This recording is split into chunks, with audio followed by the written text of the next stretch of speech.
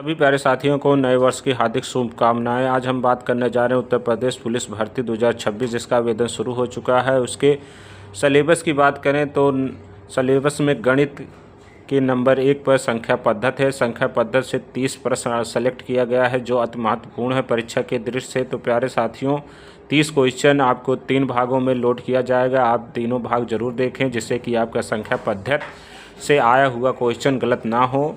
तो हम क्वेश्चन पे सीधे आते हैं प्यारे साथियों। यह question UP TET, CTET, SI, लेखपाल अनुपयोगी परीक्षाओं के लिए भी महत्वपूर्ण है। प्रश्न नंबर 1 की बात किया जाए प्यारे साथियों।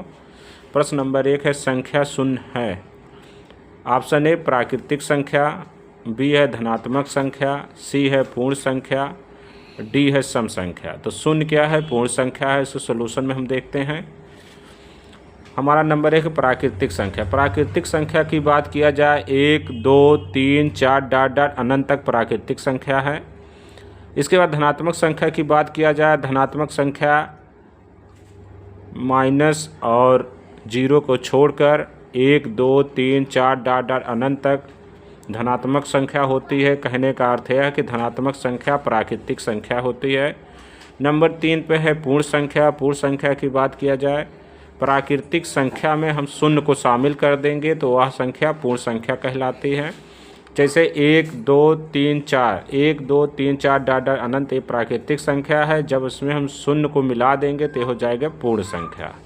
तो आपका शून्य क्या हो गया, पूर्ण संख्या। सम संख्या की बात किया जाए 2, 4, 6 डॉट डॉट अनंत तक सम संख्या होती है। सम संख्या का परिभाषा जो संख्या 2 से पूर्णतः विभाजित होती है वह संख्या सम संख्या कहलाती है। तो आपको सॉल्यूशन समझ में आ गया होगा। तो हम अगला क्वेश्चन देखते हैं। प्रश्न नंबर 2। प्रश्न नंबर 2 सम संख्या है। Option A 15, option B 10, option C 25, option D 0। तो सम संख्या वह संख्या जो 2 से पूर्णतः विभाजित होती है।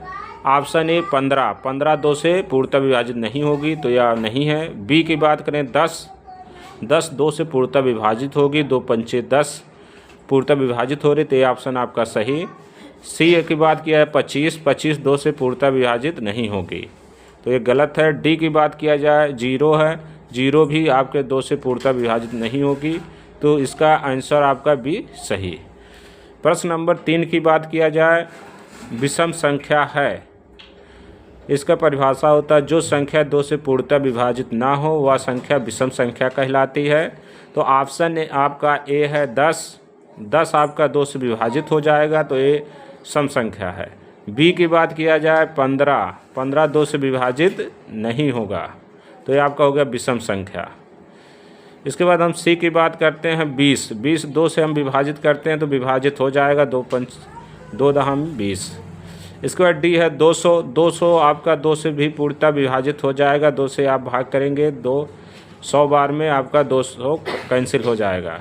तो इसमें आपका विषम संख्या की बात किया जाए 15, 15 आपका सही है। इसके आगे हम देखते हैं क्वेश्चन नंबर 4।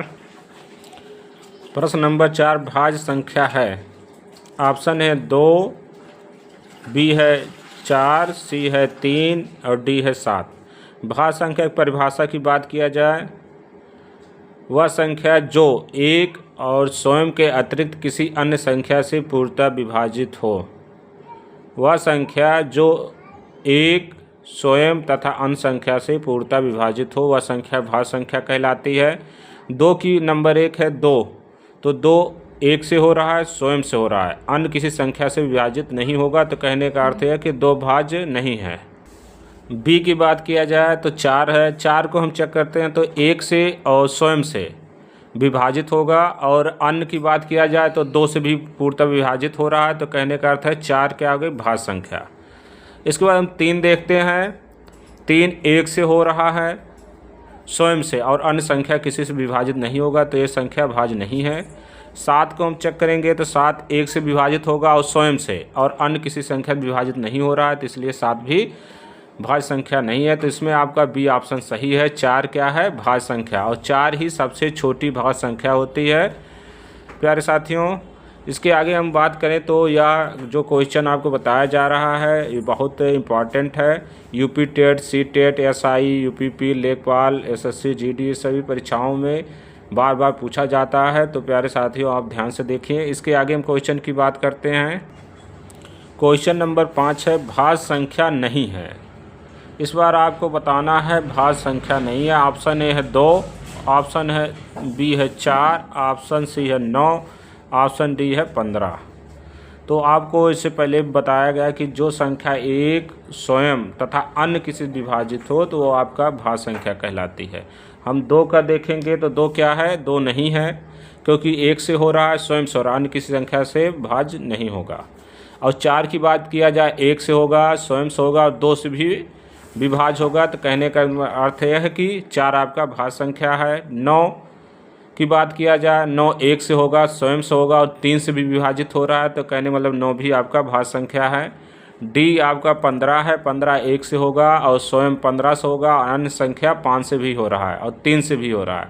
तो भी 15 भी आपका क्या है, भाज्य संख्या। इसमें पूछा जा रहा है भाज्य संख्या नहीं है, तो आपका 2 भाज्य संख्या नहीं है।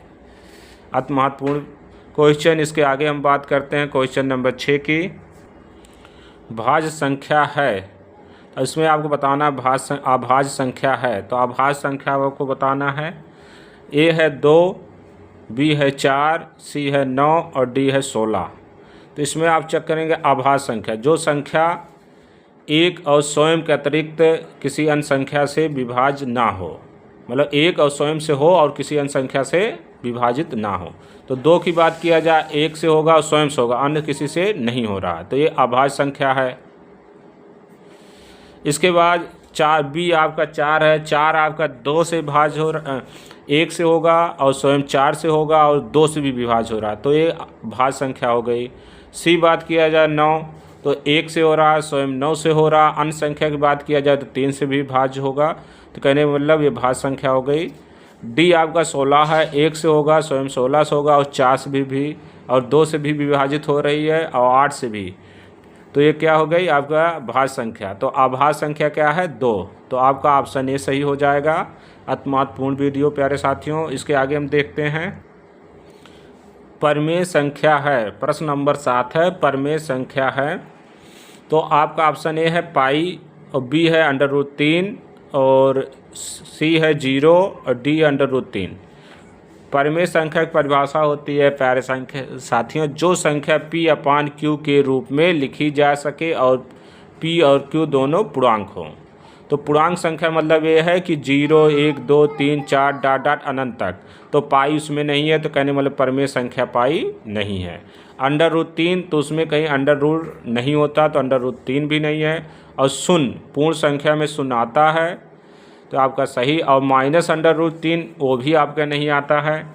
कहने मतलब जो संख्या p/q के रूप में लिखी जाए और p q क्या होने चाहिए, पूर्णांक होने चाहिए, पूर्ण संख्या होनी चाहिए।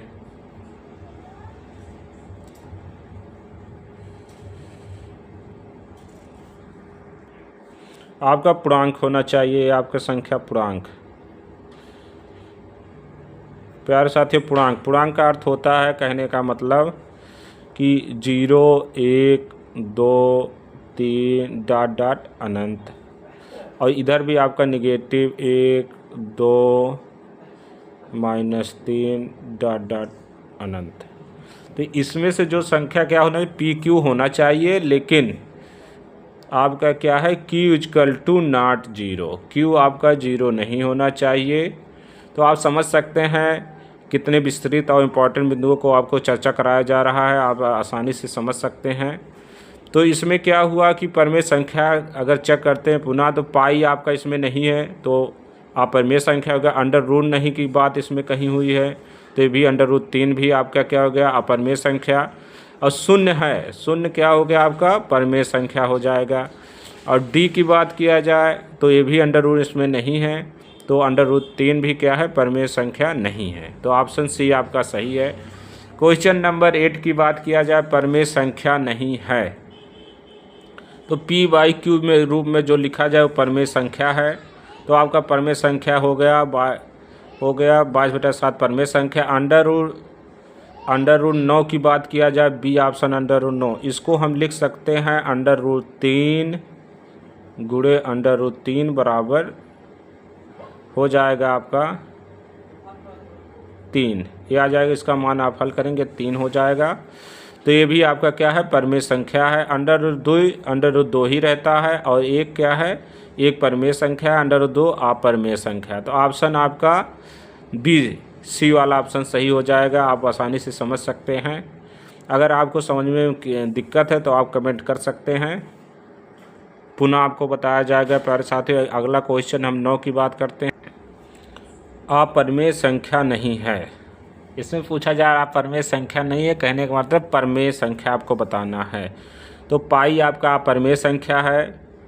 अब इससे पहले हम बताया गया है ऊपर कि पूर्णांक संख्या, और 22/7 आपका परमेय संख्या है। √2 भी आपका परमेय संख्या है और -√2 भी आपका परमेय संख्या है। तो इसमें अपरमेय संख्या कौन नहीं, 22/7, क्योंकि ये P/Q के रूप में लिखा जा सकता है और P और Q दोनों पूर्णांक संख्याएं हैं। तो आपको स्पष्ट हो सकता है। तो प्यारे साथियों, इस वीडियो में आपके 9 क्वेश्चन हल कराए गए हैं। इसके आगे वाले में आपको 11 वीडियो लोड कराया जाएगा और लास्ट वाले में आपको 10। इस तरह से आपको 30 प्रश्न आपको संख्या पद्धति से सॉल्व कराया जाएगा, जो आपके परीक्षा के दृष्टि से बहुत इम्पॉर्टेंट हैं। जो भी प्यारे साथी police, UP test, CTET, अन्य प्रतियोगी परीक्षाओं की तैयारी कर रहे हैं, तो अगर आप संख्या पद्धति से 30 प्रश्न आप हल कर लेंगे तो उससे बाहर आपका एक भी प्रश्न पूछा नहीं जाएगा। आप वीडियो को ज़्यादा से ज़्यादा शेयर करें, जिससे कि सभी प्यारे साथी वीडियो देखकर क्वेश्चन को सही कर सकें। और हमारे चैनल पर यूपीपी वैकेंसी से संबंधित आज जो भी प्यारे साथी आवेदन करना चाह रहे हैं, जिससे उनका फॉर्म ना गलत हो, उससे संबंधित वीडियो लोड किया जा चुका है। उसके जो भी महत्वपूर्ण बिंदु हैं विज्ञप्ति के, उस पर चर्चा किया गया है, उसको एक बार ज़रूर देखें, जिससे कि आपका फॉर्म गलत ना हो, सभी बिंदु की आपको जानकारी हो। वीडियो देखने के लिए धन्यवाद।